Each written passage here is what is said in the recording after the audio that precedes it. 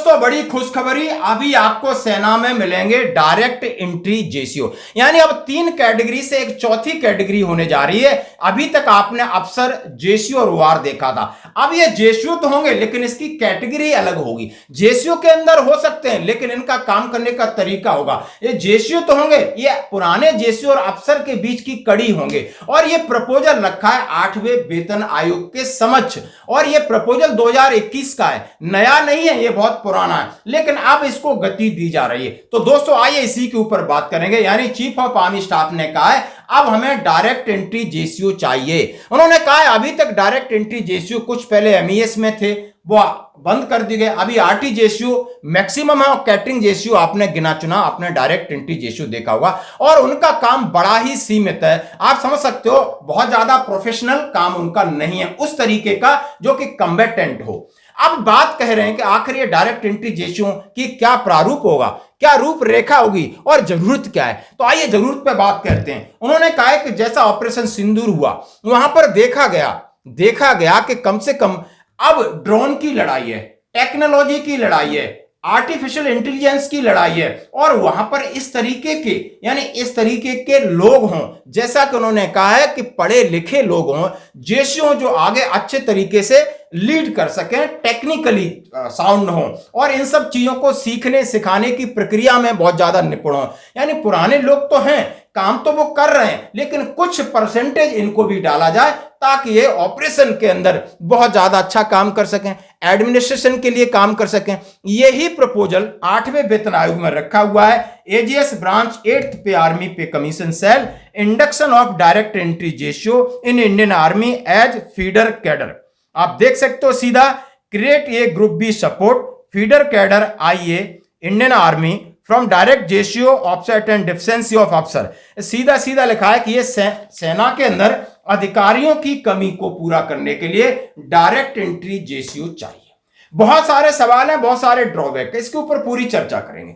वैसे तो बहुत सारे जेसीओ, बहुत सारे जवान रेजिमेंटल कमीशन के जरिए सेना में अधिकारी बनते हैं। आप उनको एसीसी कमीशन से लीजिए, एससीओ कमीशन की बात करूं या पीसीएसएल की बात करूं, लेकिन इसका रेशियो बहुत ही कम है। उन्होंने कहा है बहुत कम लोग ही जा पाते हैं। यानी आप जानते हो एसएसबी में बहुत सारे लोग रिटन एग्जाम क्लियर करके जाते हैं, या किसी का रिटन एग्जाम नहीं होता तो डायरेक्ट एसएसबी जाते हैं, लेकिन धीरे धीरे इंटरव्यू तक लगभग 1% या 2% लोग सिलेक्ट होते हैं, बाकी वापस आ जाते हैं। अब इन्होंने कहा है क्यों न इसी तरीके से, यानी जैसे यूपीएससी का एग्जाम कंडक्ट किया जाए और उसके अंदर जब एसएसबी बोर्ड के अंदर जिस तरीके से अफसर की रिकमेंडेशन है उसी तरीके की जेसीओ की रिकमेंडेशन हो और उनको सेना के अंदर पूरी अच्छे से ट्रेनिंग दी जाए और ट्रेनिंग देने के बाद उनका रैंक कर्नल तक पहुंचेगा, यानी वो कर्नल तक जाएंगे। इस तरीके का प्रपोजल बात रखते हैं। पहले 8वें वेतन आयोग ने क्या क्या रखा है, उन्होंने कहा है इसकी आखिर सीधा प्रॉब्लम स्टेटमेंट का है। उन्होंने कहा है आधुनिक लड़ाई,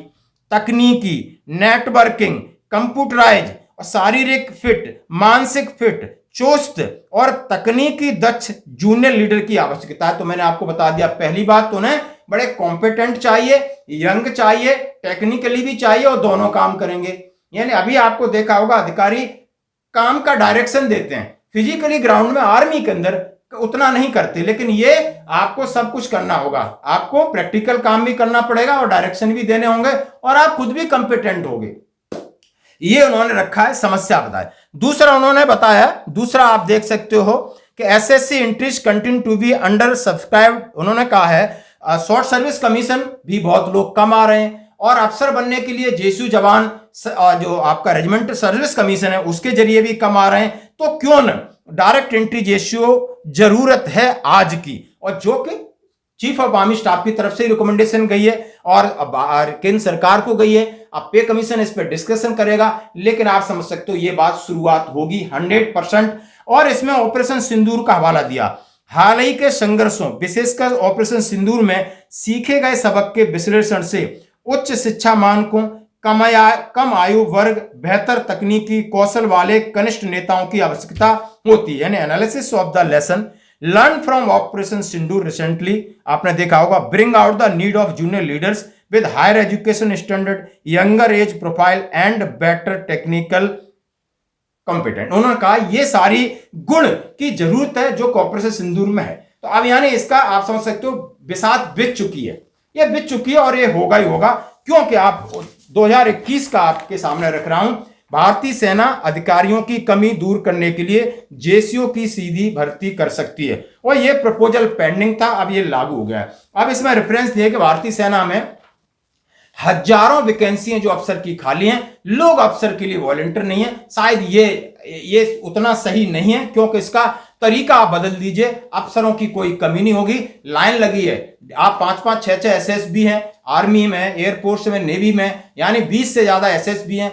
हजारों लोग इंटरव्यू के लिए दिए जाते हैं, लेकिन 1-2 उसमें रखे जाते हैं, बाकी घर वापस चले जाते हैं। वो दोबारा फिर आते हैं, फिर कुछ हो जाते हैं। तो शायद ये कहना, वर्तमान में जेशू सीधे तौर पर धार्मिक शिक्षक और आपको कैटरिंग जैसे कहीं देखने को मिलते हैं। अब इन्होंने प्रस्ताव रखा है कि एसएसबी और उसका यूपीएससी एग्जाम कंडक्ट करेगी और उसके बाद उनकी ट्रेनिंग होगी और माइनर और मेजर यूनिट के हिसाब से उसमें दिया जाएगा। यदि कोई बड़ी यूनिट है उसमें 5 दिए जाएंगे, छोटी यूनिट है उसमें से 3 दिए जाएंगे। वर्तमान पदोन्नति की संभावनाओं पर कोई प्रभाव नहीं पड़ेगा, यानी उनका WE और P दोनों उसमें बदलने की, जो बदलेगा तो उनके लिए अलग से एक वैकेंसी रखी जाएगी। वर्तमान जो स्ट्रक्चर है, पुराने जेसीओ रहेंगे और पुराने जेसीओ बनने का तरीका रहेगा और पुराने जेसीओ की ऑथराइजेशन रहेगी, सारी चीजें यथावत रहेंगी। बट ये एक रोल अदा करेंगे जहां अफसर की जगह भी काम कर सकें, और जेसीओ जहां ज्यादा उन्हें यंग चाहिए, टेक्निकली चाहिए, उसके लिए इन्हें भरपूर मौका मिलेगा। तो आप देख सकते हो कि सीधा सीधा ये पूरा प्रपोजल दिया गया है। तो आइए इस प्रपोजल पे बात कर रहे हैं। उन्होंने कहा है ये ग्रुप बी गजिस्ट्रेट अफसर commission from president of India, junior leadership of the battalion regiment, यानी जेसीओ का महत्वपूर्ण रोल के बारे में बताया। और डीएसआर पारा 150 में सीधा सीधे लिखा है कि डायरेक्ट एंट्री जेसीओ एक्सेप्शनल, उन्होंने कहा है डिस्क्रिम्स, उन्होंने कहा है कुछ चांसों में आप डायरेक्ट एंट्री जेसीओ कर सकते हो, जो कि उन्होंने डीएसआर पैरा का हवाला दिया। Direct entry JCO include MES, जो उन्होंने पहले हैं उनका ब्यौरा दिया। अब उन्होंने कहा है कुछ चैलेंजिंग चीजें होंगी, उन्होंने कहा है changing mindset as a major challenges, उन्होंने कहा मानसिकता बदलनी एक बड़ी चुनौती होगी। मानसिकता, अब उसमें ऐसा रहेगा, अब ये जेसीयू रहेगा, यंग रहेगा, एक्सपीरियंस तो होगा नहीं, नॉलेज इक्विपमेंट का हो सकता है, लेकिन ट्रुप को कैसे हैंडल करना है, ट्रुप के साथ किस तरीके से, आप वो अफसर के पाले में भी नहीं है, इधर जेसीयू के पाले भी नहीं है, तो कहीं ना कहीं बीच में उसको थोड़ा बहुत एडजस्टमेंट यूनिट लेवल पर होने में समय लगेगा।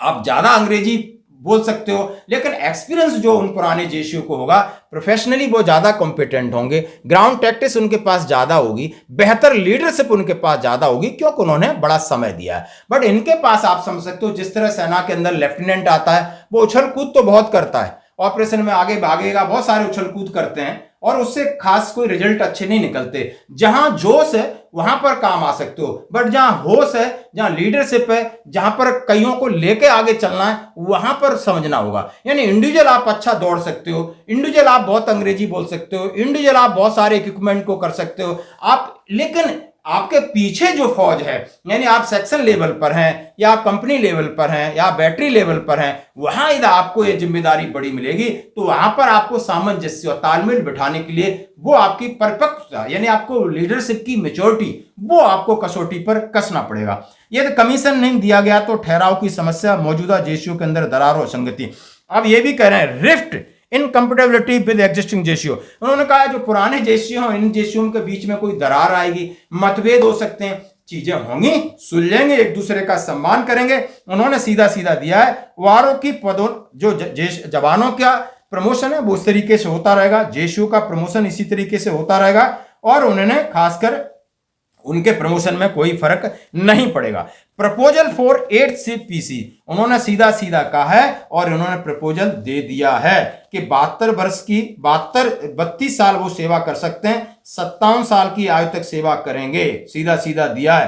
कर्नल तक उनका प्रमोशन होगा और तमाम चीजें, पे एंड अलाउंसेस और तमाम चीजों के बारे में उन्होंने दे दिया है। अब दोस्तों एक बड़ी बात जो मेरा पर्सनल एक्सपीरियंस शेयर करना चाहूंगा, एक अधिकारी जब सिलेक्शन होता है एसएसबी से, चाहे वो एनडीए के जरिए जा रहा है और चाहे कहीं जाता है, लास्ट में वो आईएमए में 1.5 से 2 साल लगाता है, उसके बाद रेजिमेंट में आता है, तो वो सीखने सिखाने का दौर बहुत ज्यादा होता है। यानी उसको यंग अफसर कैडर और क्लासेस के लिए उसके रेजिमेंटल्स जो स्कूल हैं या इंस्टीट्यूट है वहां पर भेजा जाता है। उसके बाद कुछ एडवांचर कोर्सेज के लिए भेजा जाता है, फिर उसका सर्विस प्रोफाइल लगभग 4-5 साल होता है। तो एडवांस, जैसे हमारे गनरी में एडवांस गनरी कोर्सेज होते हैं, हर एक ईएमई में होते हैं। उसके बाद लॉन्ग गनरी स्टाफ कॉलेज होते हैं, फिर स्टाफ कोर्सेज होते हैं, फिर एमटी का कोर्स, कंप्यूटर का कोर्स, इंस्टीट्यूट में फॉर्मेशन में पोस्टिंग, यानी उसके पास एक्सपोजर के लिए बहुत समय मिलता है। मैं कहूं एक कर्नल बनता है, सपोज करो 13-14 साल में वो कर्नल बना है, तो रेजिमेंटल सर्विस उसकी निकालिए, उसके कोर्स का समय निकालिए, लगभग रेजिमेंटल सर्विस उसकी 6 से 7 साल होगी, और 6 से 7 साल उसके कोर्स इधर उधर के होता रहता है, यानी उनके पास एक्सपोजर ज्यादा मिलता है। हम ये चाहेंगे कि जेसीयू बनता है उसके पास एक्सपोजर हो, वो लिमिटेड न रहे कि सिर्फ ट्रेड का एक काम करे। उसके बाद जैसे कि सेना में एग्जिस्टिंग जेसीयू पॉलिसी है, तो लोगों के पास एक्सपोजर नहीं है, डेडिकेटेड हैं, उनके पास सारी चीजें, लेकिन वो ट्रेड से संबंधित बन के रह जाते हैं। इसलिए थोड़ा सा आज लग रहा है कि जेसीयू उतने कंपिटेंट नहीं है। आप जेसीयू को बनाइए ना उस तरीके से, आप उस और साथ साथ नीचे वाली भी जो पॉलिसी उसमें भी आप बदलाव करिए। तो दोस्तों ये बहुत बड़ा बदलाव है, और ये 2021 का प्रपोजल है, अब आपके सामने हमने इसके ऊपर लेकर आपके साथ चर्चा की। आपके कोई भी पॉइंट है तो आप दे सकते हो। धन्यवाद।